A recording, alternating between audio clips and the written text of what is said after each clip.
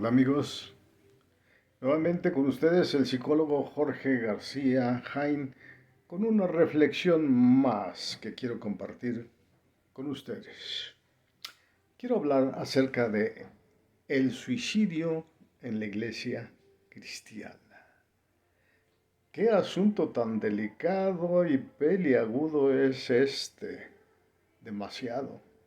Si lo que vas a escuchar te resulta interesante, si te lleva a la reflexión y algo de aprendizaje, compártelo y ayúdanos a crecer. Y está atento a lo que estamos haciendo con frecuencia, subiendo reflexiones que tienen que ver con la vida normal, común, de los seres humanos. Y bien, en el mundo rosa en que algunos momentos decoramos en nuestras comunidades cristianas, solemos creer que hay poco de lo cual debemos ocuparnos aquellos que hemos nacido de nuevo. Porque lo más importante, se dice, es nacer de nuevo y mantenernos en una relación con Dios y con un grupo que comparta nuestra fe y valores.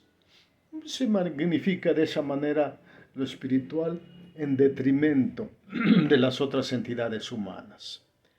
Es importante destacar que el cuerpo físico y el psicológico están aparejados con lo espiritual. Y al magnificar el área espiritual, se puede hacer en detrimento de las otras entidades, olvidando que Dios ha creado todo y ninguna parte debe de ser atendida por sobre las demás. Y cada una requiere la atención correspondiente o el precio lo pagará quien lo pase por alto. Así entonces, cabe señalar que hay gente que sufre algunos padecimientos mentales agudos y ha aprendido a sobrellevar su cruz, pues ha sido adoctrinada en la abnegación y el sacrificio propios de la fe cristiana de algunos, quienes han enseñado como virtudes el suplicio, el dolor y la abnegación ante toda adversidad, así sea esta generada por disfunciones familiares, matrimoniales o individuales. Y es en estas últimas en donde es más comúnmente victimado aquel que busca un asesor, que suele ser o debe ser un consejero atinado, exponiéndose a recibir gato por liebre, coadyuvando así a su mal, sea cual sea. Y bajo los efectos propios de su mal, se agregan los iatrogénicos, es decir, los generados por el que sabe, por el buen consejero, que no siempre es así, que simplistamente aporta lo que ha asimilado, porque a veces no hay gran cosa, no hay gran conocimiento y se cree que con el aprendizaje de unas cuantas referencias bíblicas será suficiente. El manejo de las crisis emocionales álgidas, fuertes, que rebasan las capacidades de control y desestabilizan tanto la salud como la funcionalidad, suelen desafiar de manera impactante a la víctima, a la familia, a los matrimonios, así como al mismo cuerpo directivo de las comunidades religiosas y a quien es solicitado como un consejero. Todo esto y mucho más nos ha tomado desprevenidos y sin herramientas para su confrontación, máxime en este tiempo de estrés continuo que se cierne sobre nuestro planeta, con epidemias, violencia, alteración continua de los valores y riesgos para la seguridad moral y física de las familias, amén de las variadas dificultades económicas. Nuestro conocimiento, que suele ser escaso para asesorar en estos asuntos, se está quedando retrasado y nos es difícil reconocer que la Iglesia cristiana ha sido rebasada por los padecimientos mentales de parte de quienes demandan de su ayuda, la membresía que puede ser afectada. ya por su desconocimiento o por su desdén y aplicación de opciones insuficientes y mantenedora de las dolencias emocionales. Los consejeros que, habiendo cursado ya profesionalmente una carrera como consejería, psicología o alguna otra para brindar apoyo en estos casos, están siendo rebasados ante un desafío extremo.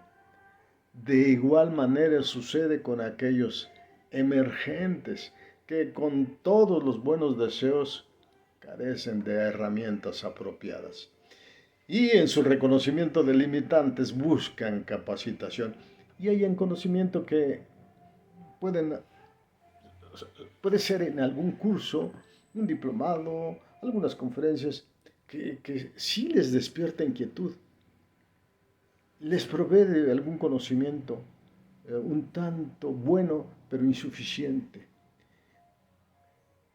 y llegan a entender cuánta falta les hace una capacitación más profesional, más completa, más profunda y de última generación, pero que no hayan cómo suplir.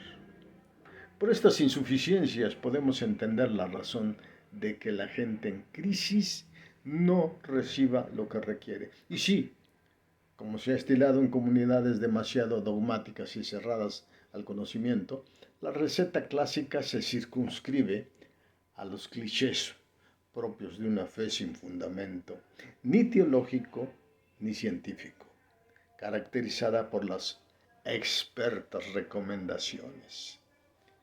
Sigue esperando en Dios. Revisa tu vida para ver si hay algún pecado oculto que esté obstaculizando tu sanidad. Ten fe, tal vez es muy débil. O no busques ayuda afuera, solo en Dios debes esperar tu respuesta, etcétera, etcétera. Y con estas limitantes, con estas asesorías deficientes, someten a un suplicio adicional al enfermo, que puede desarrollar, aparte de culpa, una ansiedad o depresión mayor, en cuya falta de atención instala deseos de muerte, obligándose a soportar y a esperar estoicamente, pacientemente en Dios, a quien ve tan distante y severo que le desencanta aún más y le lleva a una depresión mayor. Y si este enfermo requiere medicamento, lo condenan si lo toma, o lo descalifican o descalifican su fe deficiente. Y si consulta a un psicólogo o psiquiatra de igual manera o peor, simplemente lo etiquetan por su poca confianza en Dios y su fe en la ciencia al preferir medicarse, siendo así estigmatizado por estar enfermo, por haberse medicado, por ser de poca fe, etc. Y es visto con conmiseración, subestimación, cuidando de no incomodarlo, cargando entonces así un estigma continuo. Entonces se aunan la ignorancia de la víctima con la inconsciente maldad de quien se convierte en el victimario.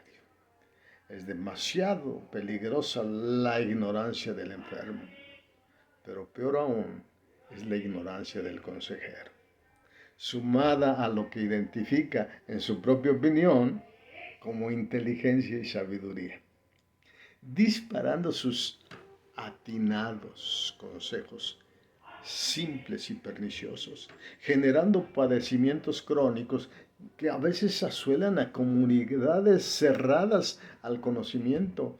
Y de esa manera el líder, ajustado a su óptica fría y rigorista, es probable que se aplique la misma determinación de tener fe en Dios, obligándose a seguir esperando una intervención sobrenatural que no llega. Y así también suelen morir algunos de ellos, de los líderes, progresivamente, o algunos se han suicidado, como lo hemos sabido en estos últimos 5 años. Cuando el aconsejado percibe que el consejero lo aprecia, que es un hijo de Dios y que jamás haría algo para dañarle, se convence de que tiene inteligencia y razón y hay que obedecerlo, porque es el depositario de la voluntad de Dios. Este tipo de consejeros ignora que su tontería, su estulticia, mata gente y jamás reconocerá que se equivoca en su directriz de apoyo en aquello que él cree que podrá resolver con sus herramientas.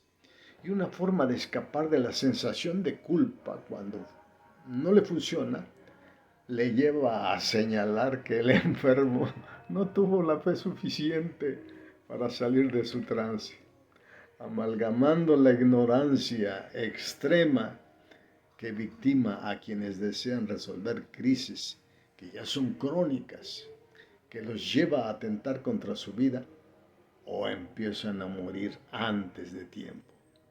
Es triste que además de no acceder a opciones científicas que se requieran, teniendo herramientas en las mismas escrituras, los consejeros se circunscriban a recetas trilladas que no resuelven y sí agregan pesar.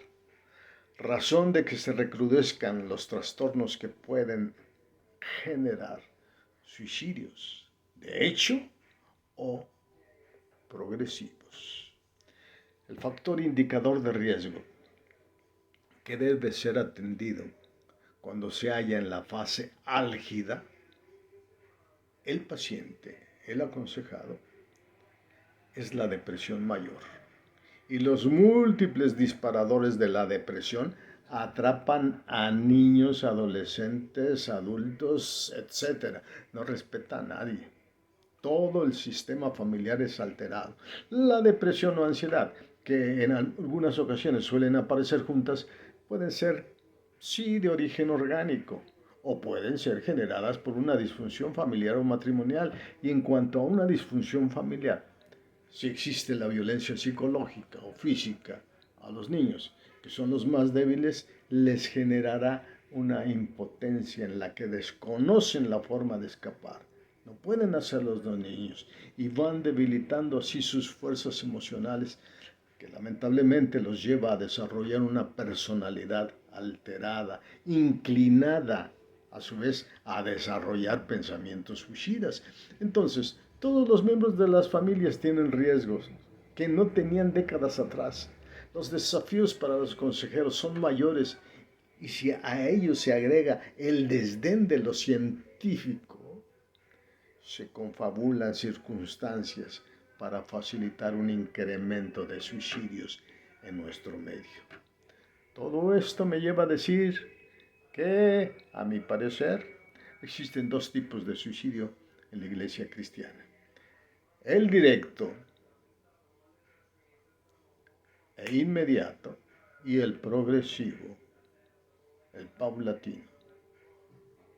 Es este el que ha pasado desapercibido para nosotros, porque ni siquiera se cree que para ello coadyuve nuestra misma dogmática evangélica. Pues eso sería atentatorio y casi descalificador de nuestra fe. Y no se acepta que se tenga limitantes o que tengan ellos limitantes. Por el contrario, se sobreestiman con mucha frecuencia. Requerimos reconocer que no estamos preparados para estos desafíos. Tampoco sabemos reconocer las fallas de la mente y no sabemos cómo resolverlas. Y si queremos hacer mejor el papel de consejería, ello nos obliga a prepararnos para quien demande razón de la esperanza nuestra, como lo expuso Pedro en su primer carta en el capítulo 3. Amigos, yo espero que les genere una reflexión esto por aquellos que sufren asuntos muy delicados que pueden caer en el rubro de trastornos mentales, para los cuales necesitamos tener una mayor capacitación. Y bien, si tienes algún cuestionamiento, comentario, alguna opinión diferente, no dudes en hacerlo. Manifiéstalo, por favor. Que la pases bien y nos vemos pronto. Olvidaba recordar que estamos próximos a abrir nuestra Escuela Superior de Psicoterapia y Consejería Bíblicas, que va a dar la capacitación de licenciatura, maestría y doctorado con reconocimientos internacional por parte de la Universidad Hispanoamericana en Estados Unidos, pero también vamos a lograr el reconocimiento de la licenciatura en psicología aquí en México, y esto va a ser a través de la Secretaría de Educación Pública. Esperen nuestras noticias, pronto llegaremos allá. Muchas gracias, hasta la próxima.